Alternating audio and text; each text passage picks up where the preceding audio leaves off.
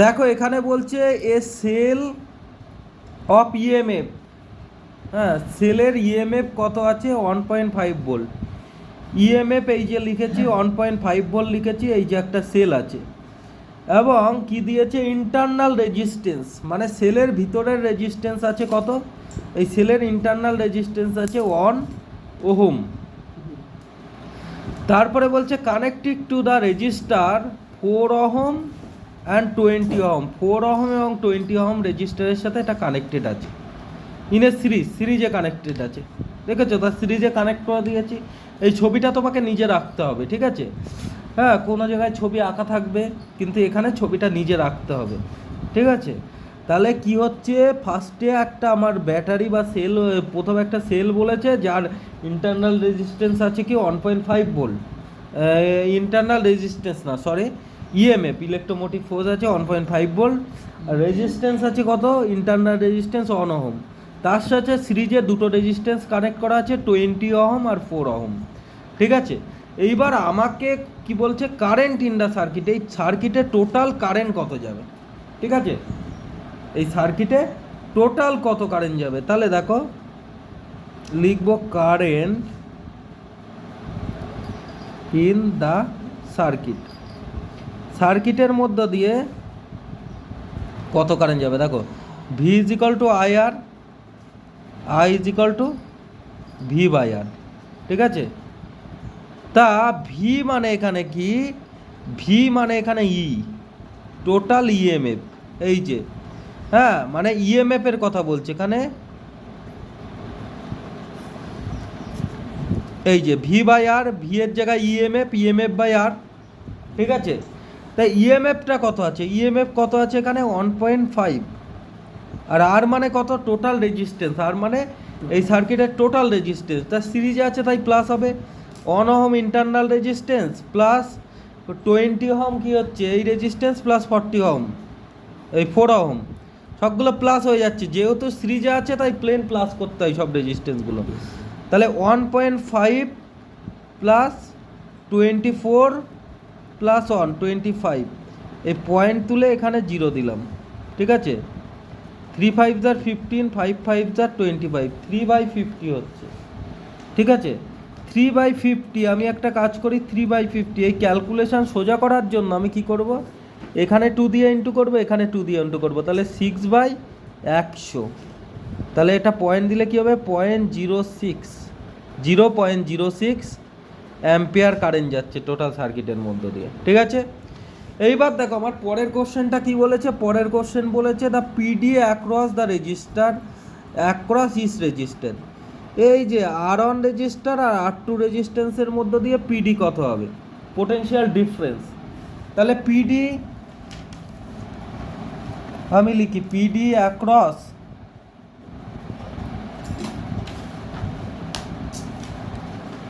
R1 register, দেখো R1 register, R1 মানে কত রেজিস্ট্যান্স, যেটা 4 ওহম, তো R1 মানে 4 ওহম, এই যে R1 মানে কত রেজিস্ট্যান্স আছে 4 ওহম, এই 4 ওহমের মধ্যে থেকে কতটা পোটেনশিয়াল ডিফারেন্স হবে 4 ওহম বরাবর। তা দেখো পোটেনশিয়াল ডিফারেন্সের যে ফর্মুলা আছে, পোটেনশিয়াল ডিফারেন্সের যে ফর্মুলা আমরা জানি, হ্যাঁ আমরা জানি ভি ইজ ইকাল টু কি, V is equal to I R, ঠিক আছে?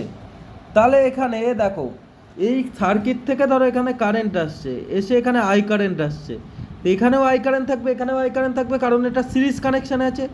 সিরিজে থাকলে কারেন্টের কোনো চেঞ্জ হয় না, ভোল্টেজ বা পোটেনশিয়াল ডিফারেন্সের চেঞ্জ হয়।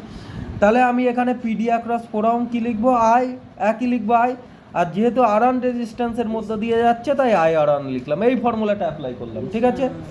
এবার দেখো আই এর ভ্যালু কত, এখানে বের করেছি 0.06, আই এর ভ্যালু কত বের করেছি,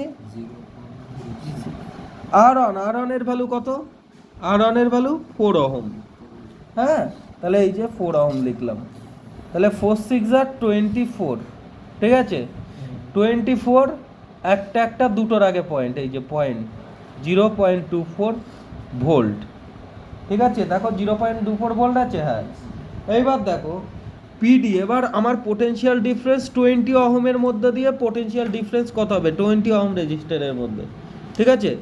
পোটেনশিয়াল ডিফারেন্স কেন তৈরি হয়? এই রেজিস্টারটার জন্য পোটেনশিয়াল ডিফারেন্স তৈরি হয়, বুঝতে পেরেছো? তা এই যে 20 ওহমের অ্যাক্রসে পোটেনশিয়াল ডিফারেন্সটা কত হবে সেটা বের করতে বলেছে। তাহলে PD across R2 register, R2 রেজিস্টারটা কত আছে দেখো তো, R2 রেজিস্টারটা আছে 20 ওহম, বোঝাতে পেরেছি? R2 রেজিস্টারটা কত আছে? 20 ওহম, লিখে দিলাম 20 ওহম, 20 ওহম R2 রেজিস্টারটা, ঠিক আছে? এইবার দেখো পোটেনশিয়াল ডিফারেন্সের ফর্মুলা কি? I R2, পোটেনশিয়াল ডিফারেন্সের ফর্মুলা I R2। I মানে দেখো পোটেনশিয়াল ডিফারেন্স মানে I আর হয়, এখানে দেখো এই 4 ওহমের মধ্য দিয়ে যত কারেন্ট যাবে 20 ওহমের মধ্য দিয়ে, এখানে I কারেন্ট আসছে, I কারেন্ট দুটোর মধ্য দিয়েই যাবে, সেম কারেন্ট যাবে, এটা সিরিজে সেম হয়।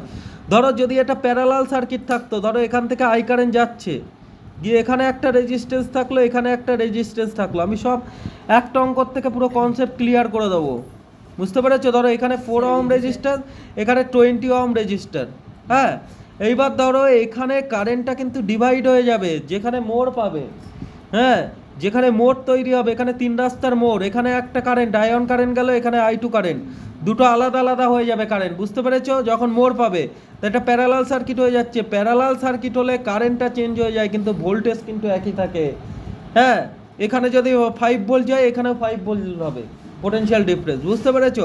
প্যারালাল সার্কিটে পোটেনশিয়াল ডিফারেন্স একই থাকে কিন্তু কারেন্ট আলাদা হয়ে যায়, কারণ এখান থেকে I কারেন্টটা যাচ্ছে, এই যে দুটো সাইডে চলে গেল, এখানে I1 I2, ধরো 10 ওহম যাচ্ছে, এখানে 10 অ্যাম্পিয়ার যাচ্ছে, তো এখানে 7 অ্যাম্পিয়ার, এখানে 6 অ্যাম্পিয়ার, এরকম হতে পারে, বুঝতে পেরেছো? জাস্ট বোঝালাম ব্যাপারটা।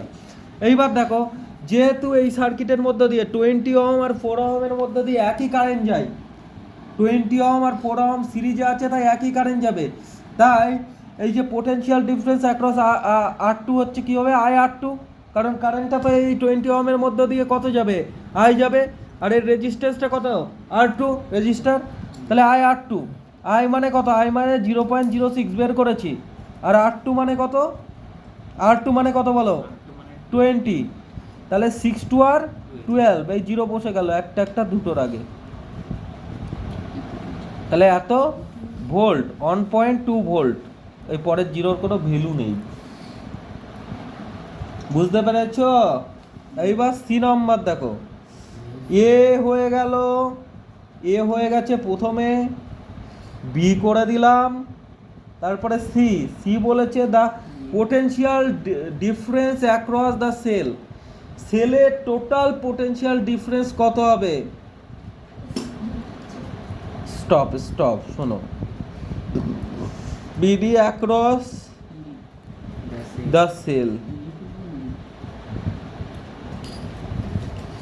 সবাই এখন গেম টেম নিয়ে গল্প করো, এই গেম হচ্ছে, এইসব নিয়ে একদিন আলোচনা করবে, দেখবে মজা আসে।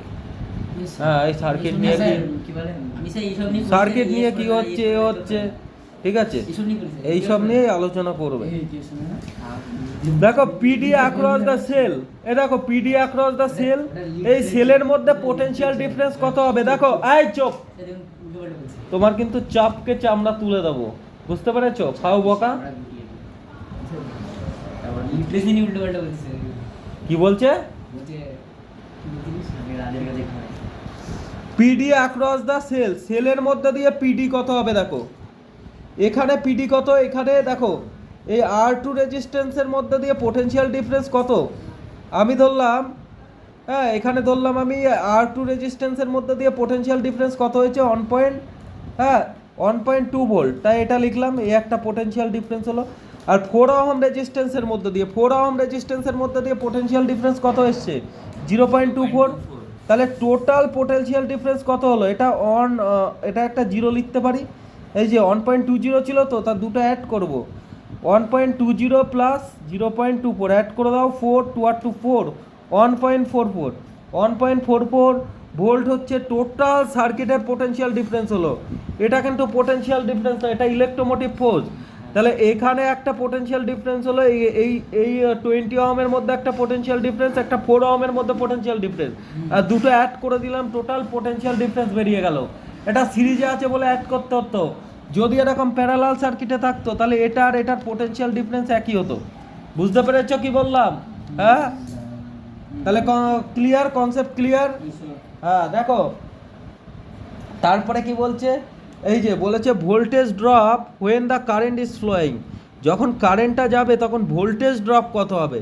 ঠিক আছে, শোনো এক সেন্টেন্সে কথা শেষ, ধর তক্তা মার ব্রেক। হ্যাঁ, এটা এক লাইনে হয়ে যাবে, the voltage drop when the current is flowing. Current যখন যাচ্ছে, কারেন্ট কোথা দিয়ে যাচ্ছে, এখান দিয়ে যাচ্ছে, তাই এখান থেকে কিছু ভোল্টেজ ড্রপ হবে। ভোল্টেজ ড্রপ হয় কি, এই ইন্টারনাল রেজিস্ট্যান্সের কারণে। এ একটা মায়ার বন্ধন, এ কী করে ভোল্টেজটাকে ড্রপ করে দেয়। ধরো আমাদের রাজবাঙালি অনেক ভোল্টেজ পেয়েছে, হ্যাঁ, ভোল্টেজ পেয়ে ও ভাবছে হচ্ছে বিদেশে কাজে যাবে, হ্যাঁ, সুইজারল্যান্ডে। হ্যাঁ, এইবার সুইজারল্যান্ডে কাজ যাবে, ওর হচ্ছে ভোল্টেজ অনেক হয়ে গেছে, বলছে যে আমি যাব সুইজারল্যান্ডে, সাহস এসে গেছে, ভোল্টেজটা হচ্ছে সাহস। এইবার ওর মা ওকে দুর্বল করে দিচ্ছে, বলছে যে বাবা তুই গেলে একটু কষ্ট লাগছে। ওর মার সামনে কান্নাকাটি করে দিচ্ছে। ওর মা হচ্ছে ইন্টারনাল রেজিস্ট্যান্স, মানে ওকে একটু যাওয়ার পথে বাধা দিচ্ছে, কারণ মায়ের একটা কষ্ট আছে সেটা। তো ওখানে কি ভোল্টেজটা কমে যাচ্ছে, ভোল্টেজটা ড্রপ হয়ে যাচ্ছে। বুঝতে পেরেছো? সেই ভোল্টেজ ড্রপটা কত হচ্ছে, সেই ভোল্টেজটা ড্রপ কত হচ্ছে সেটা বের করব কিভাবে। হ্যাঁ, ভোল্টেজ ড্রপ মানে আই আর এর মধ্যে দিয়ে কারেন্ট আসছিল, আই কারেন্ট, এর কারণে ভোল্টেজ ড্রপ হচ্ছে। বুঝতে পেরেছো? এই ইন্টারনাল রেজিস্ট্যান্সের কারণে। তাহলে আই আর হচ্ছে, এবার আই আরটা ভোল্টেজ ড্রপ হবে, কারণ ইন্টারনাল রেজিস্ট্যান্সের কারণেই ভোল্টেজ ড্রপ হয়। তা V is equal to I R আমরা জানি, তো এখানে আই আর করলাম। আর আই মানে কত বের করেছি, 0.06 ইন্টু 1, তাহলে কত ভোল্টেজ ড্রপ হবে, অন ওহম রেজিস্ট্যান্স, তাহলে 0.06 ভি, এত ভোল্ট ভোল্টেজ ড্রপ হবে। বোঝাতে পেরেছি? আচ্ছা, ভোল্টেজ ড্রপ আর একটা ভাবে বের করা যায়, দেখো। আচ্ছা শোনো, ভোল্টেজ ড্রপ আর একটা ভাবে বের করা যায়। আমার সার্কিটের টোটাল ভোল্টেজ ডিফারেন্স কত বেরিয়েছিল বলো তো? সার্কিটের টোটাল পোটেনশিয়াল ডিফারেন্স বেরিয়েছিল 1.14 ভোল্ট। আর সার্কিটের ইন্টারনাল হচ্ছে ইলেকট্রোমোটিভ ফোর্স কত ছিল, 1.5 ভোল্ট। তা আমরা এইভাবে বের করতে পারি হচ্ছে যে ভোল্টেজ ড্রপ টোটাল আমার ভোল্টেজ বা টোটাল আমার ইএমএফ কত ছিল, টোটাল ইএমএফ ছিল হচ্ছে কত, এখানে সার্কিটে 1.5 ভোল্ট। তা 1.5 ভোল্ট, তো এটাকে আমি 1.50 ভোল্ট লিখে নিলাম। ঠিক আছে, টোটাল ইলেকট্রোমোটিভ ফোর্স, হ্যাঁ, এটা এত ছিল। এবার তার থেকে ভোল্টেজ ড্রপ হয়ে ভোল্টেজ টোটাল সার্কিটের পোটেনশিয়াল ডিফারেন্স কত হয়েছে, 1.44 ভোল্ট। হ্যাঁ, তাহলে ভোল্টেজটা কমে গেছে না, ভিটা কমে গেছে তো, ভি এর ভ্যালু, তাহলে 1.44 ভোল্ট। এর থেকে মাইনাস করলে কি হবে, 0.06 ভোল্ট। এই মেথডেও করতে পারো। বোঝাতে পেরেছি? Clear concept?